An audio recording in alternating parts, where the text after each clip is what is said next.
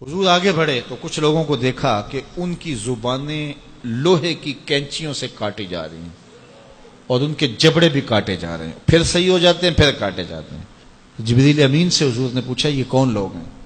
تو عرض گزار ہوئے ہاؤلائی خطباء الفتنہ، یہ آپ کی امت کے فتنہ پرور خطیب ہیں جن کی زبان سے نکلتے ہوئے انگارے قوم میں آگ لگا دیتے تھے اور لوگوں میں تفریق، تشدد اور افتراق کے بیج بوتے تھے۔ یہ منبر اور محراب کی ذمہ داری انتہائی حساس ذمہ داری ہے۔ یہ خلق خدا کی اصلاح اور امت محمدیہ کو جوڑنے کا ذریعہ ہے۔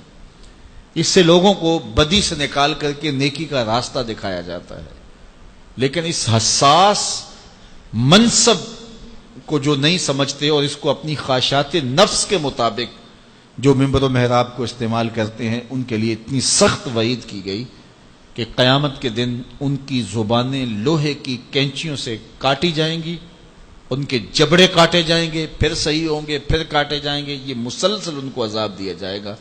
تو حضور نے پوچھا کہ کون ہیں؟ تو کہا یہ آپ کی امت کے فتنہ پرور خطیب ہیں۔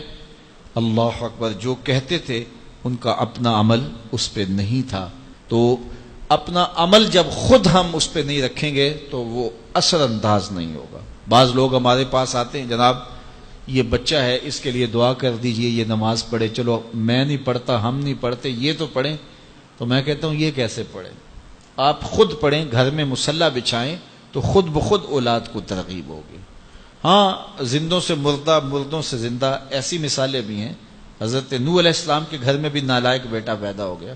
تو ایسا ہو جاتا ہے، بعض اوقات اچھے لوگوں کی اولادیں بھی بگڑ جاتی ہیں اور بعض اوقات برے لوگوں کی اولادیں بھی اچھی ہو جاتی ہیں، لیکن ضابطہ یہ نہیں ہے۔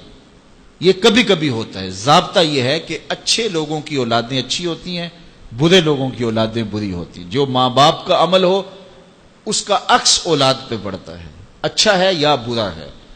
اس لیے ماں باپ کو عملاً اپنے رویے خوبصورت بنانے چاہیے تاکہ وہ منعکس ہوں اولاد میں۔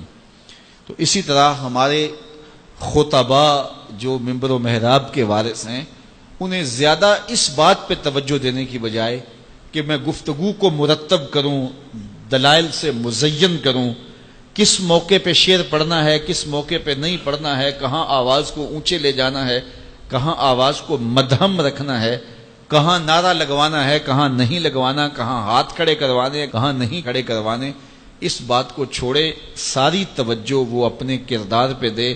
پھر کردار کے اندر سے پھوٹ کر جو گفتگو نکلے گی وہ ٹوٹے لفظ بھی ہوں گے، دلوں کو جوڑ دیں گے۔ اشہد بلال عند اللہ اشہد، بلال کا اشہد ہی وہ دھوم مچا دیتا ہے کہ لوگوں کا اشہد بھی وہ دھوم نہیں مچاتا جو بلال کا اشہد دھوم مچاتا ہے۔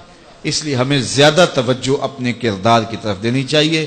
اقبال نے کہا تھا واعظ قوم کی وہ پختہ خیالی نہ رہی، برق طبعی نہ رہی، شعلہ مکالی نہ رہی، رہ گئی رسم آذاں روح بلالی نہ رہی، فلسفہ رہ گیا تلقین غزالی نہ رہی، مسجد مرثیہ خواہیں کہ نمازی نہ رہے، یعنی صاحب اوصاف وہ حجازی نہ رہے۔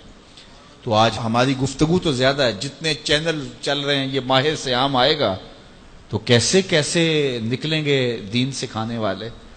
اب تو سارا سال جو لوگوں کو ڈانس سکھاتے ہیں، رمضان میں وہ دین سکھانے آ جاتے ہیں، اور کیسے کیسے روپ اور کیسے کیسے چہرے جو ہیں وہ میڈیا کے اوپر بیٹھے ہیں، وہ سارے دین سکھا رہے ہوتے ہیں، لیکن کوئی ایک بھی نہیں سیکھ پاتا، اس لیے کہ دین لفظوں سے نہیں سکھایا جاتا، دین عمل سے سکھایا جاتا ہے۔ میرے اور آپ کے آقا و مولا کی ظاہری زندگی اس دنیا کے اوپر جو حضور گزار کے گئے ہیں کتنی ہے؟ 63 سال۔ 40 سال تک حضور نے اعلان نبوت ہی نہیں کیا۔ یار کسی کی ذمہ داری ہے پوری دنیا کے اوپر اسلام غالب کرنا، حضور کا یہی کام تھا نا، پوری دنیا کے اوپر اسلام کو غالب کرنے کے لیے آئے تھے، اور تیزی کے ساتھ وقت گزر رہا ہے۔ 40 سال گزر گئے، ابھی تک دعوت دین ہی نہیں دی، اعلان ہی نہیں کیا۔ کہا محبوب 40 سال تک تیرے کردار کا سحر ان کے سینوں میں، ان کی روحوں میں اتر جائے، پھر آپ بولیں گے تو پھر کردار کی چمک اور روشنی اتنی ہوگی تیری بات کا انکار نہیں کر سکیں گے۔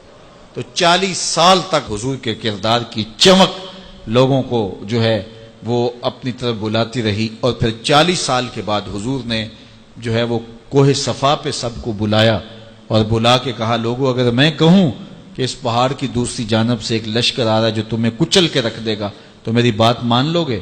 انہوں نے کہا نظر نہ بھی آیا تو کہیں گے ہم اندھے ہیں تم سچے ہو.